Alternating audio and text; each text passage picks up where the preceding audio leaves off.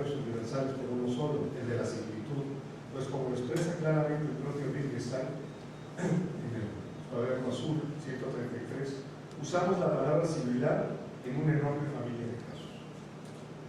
Cuando decimos que varias cosas son similares, no se está respondiendo a propiedades esenciales de las mismas, simplemente establecemos su similitud en la medida en que usamos la misma palabra para todos ellos, y en esa medida actuamos respecto de ellos de manera similar. Y es en este contexto en el que las nociones de criterio y síntoma destacan. Las semblanzas o parecidos de familia no son causa o reflejo de la similitud con que conceptuamos a las cosas en las secciones. Al contrario, son resultado de la práctica misma del juego del lenguaje y de la convención que subyace en su ejercicio. La regla que se sigue como práctica de un juego de lenguaje se cumple en la medida en que se satisface un criterio que identifica en última instancia la función misma del juego del lenguaje. El criterio no es externo al juego del lenguaje, se identifica a partir de indicios o claves que hacen pertinente el uso de una palabra o concepto en relación a una actividad. La diferencia entre un criterio y un síntoma radica en que este último es solo un indicio que correlaciona con un criterio, pero ello dependerá del juego del lenguaje y de la situación en que dicho juego sea pertinente. Y se Wittgenstein: si se te preguntara qué fenómeno es el criterio definitorio y cuál es su síntoma, en la mayoría de los casos serías incapaz de contestar esa pregunta, excepto tomando una decisión arbitraria ad hoc. Cuaderno azul 25. Finalmente, el criterio es un asunto de acuerdo respecto de cómo se juega el juego del lenguaje.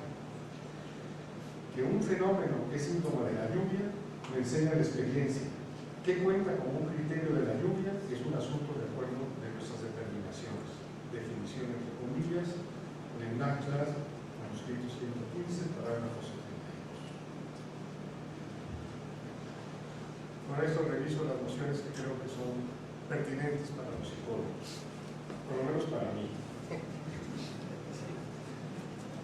Una forma de solipsismo, ¿sabes?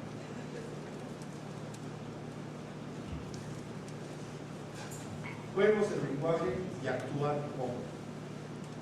No es mi intención caracterizar el pensamiento filosófico de Wittgenstein, pero sí puedo, sin temor alguno, plantear que una de sus principales contribuciones fue marcar los grandes problemas del conocimiento y la convivencia como problemas de la vida humana, y la imposibilidad de concebirla al margen del lenguaje como entramado práctico fundamental.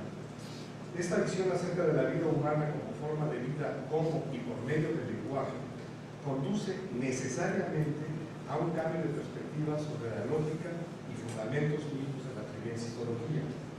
Permite sacar a luz muchos de los supuestos enmascarados que han guiado erróneamente la evolución de las categorías y conceptos de esta disciplina a callejones sin salida, a la vez que permite explicitar fundamentos alternativos que abren horizontes conceptuales para superar la confusión y el empirismo ciego imperantes. No puede entenderse la vida humana si no es como una práctica en acuerdo con otros, y cuyo carácter convencional y por consiguiente arbitrario es hecho posible por su articulación por y mediante el lenguaje, que forma parte inherente de dicha práctica, pero que como práctica también es a su vez desvinculable de sus manifestaciones primeras o primitivas. La noción de juego de lenguaje apunta a la diversidad de prácticas posibles y su carácter institucional, a su origen y funcionalidad social como acuerdo y mediante entrenamiento, y a la necesidad de dominar su ejercicio técnicamente mediante el lenguaje y las actividades no lingüísticas que integran distintos juegos de lenguaje. La analogía o equiparación de un lenguaje y por consiguiente de todos los lenguajes posibles con una forma de vida destaca la dimensión lingüística como primordial en la vida humana.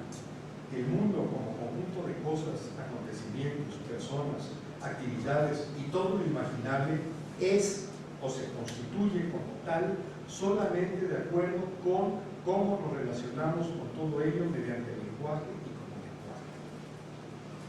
Si las palabras que usamos, cómo las usamos y en el contexto de las prácticas convenidas, imprevisibles como matiza Wittgenstein, el mundo no tendría el mismo sentido ni sería el mismo para nosotros. Las cosas, los acontecimientos, las personas y las actividades se significan por nuestras prácticas como juegos de lenguaje. Y en esa medida, aparte de la naturaleza de las cosas que están ahí independientemente de nosotros, hay una segunda naturaleza, su naturaleza funcional, lo que les da sentido a nosotros y para nosotros, está indisolublemente vinculada a nuestro lenguaje.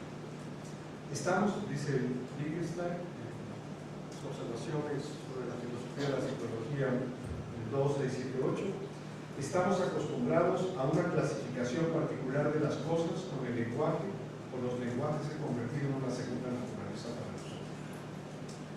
Dos premisas generales se desprenden para el estudio de los fenómenos psicológicos. Primero, todo fenómeno psicológico, por lo menos en el caso de los seres humanos, es un fenómeno de naturaleza lingüística, cuya funcionalidad está determinada por las instituciones como convenciones sociales prácticas. Segundo, tanto el individuo que se comporta como las cosas, acontecimientos, personas y actividades con las que se relaciona forman parte de un medio institucional articulado lingüísticamente, y en esa medida el significado y el valor de las cosas y acciones están determinadas por los acuerdos que tienen lugar en la forma práctica de una multiplicidad de juegos de lenguaje y sus criterios. Sobre la certeza, dice Wittgenstein 65, cuando cambian los juegos de lenguaje, cambian los conceptos y con ellos los significados de las palabras. Me propongo examinar someramente dos campos de problemas psicológicos importantes para la teoría de la conducta desde la perspectiva de la noción de juegos de lenguaje y los conceptos que la acompañan. Quiero aclarar aquí que no tiene sentido hablar de juego de lenguaje sin forma de vida, sin criterio, sin semblanza de familia y sin seguir una regla. Son 5 cosas que van juntas, no las podemos separar. Si las separamos, nos perdemos. Los problemas a examinar son las relaciones interindividuales como interacciones sociales y el fenómeno erróneamente llamado formación de conceptos. Para proceder a este análisis, sugeriré que, siguiendo a Wittgenstein, podemos considerar a los fenómenos psicológicos como diversas formas de actuar como. Esta noción subraya la relatividad funcional de todo comportamiento y su pertenencia siempre a una de múltiples prácticas, criterio, identificables institucionalmente. Consiste en pensar en el comportamiento psicológico como si fuera siempre parte de un juego de lenguaje con todas las consecuencias lógicas del caso. Un artículo que escribí hace mucho tiempo, que no me entendió ningún psicólogo, me quedé yo satisfecho, definía el comportamiento como el contenido funcional del lenguaje. Pensaba como juegos de lenguaje. Pensar en el comportamiento psicológico siempre como un actuar como representa un cambio de perspectiva general en el que el hacer y el decir de los individuos y su relación con las cosas, otros individuos y los acontecimientos constituyen parte de un sistema que los engloba, pero que a la vez no es independiente de ellos. Se pierden los límites interno-externo que caracterizan a la psicología mentalista y a las variantes conductistas que sitúan al individuo frente al mundo, pero no como parte del mundo. Las cosas no están allí, ni el individuo aquí, como entidades diferenciadas que se afectan causalmente, sino que todas en relación forman parte de distintos juegos de lenguaje y el significado de las cosas tiene que ver con las propias prácticas frente a ellas. Las prácticas siempre son prácticas acordadas y en ese sentido las instituciones pueden y deben ser examinadas como prácticas reguladas y regulares en las que cada individuo puede desempeñar distintas funciones dependiendo del criterio que delimita las características y alcances de cada juego de lenguaje en el que participa.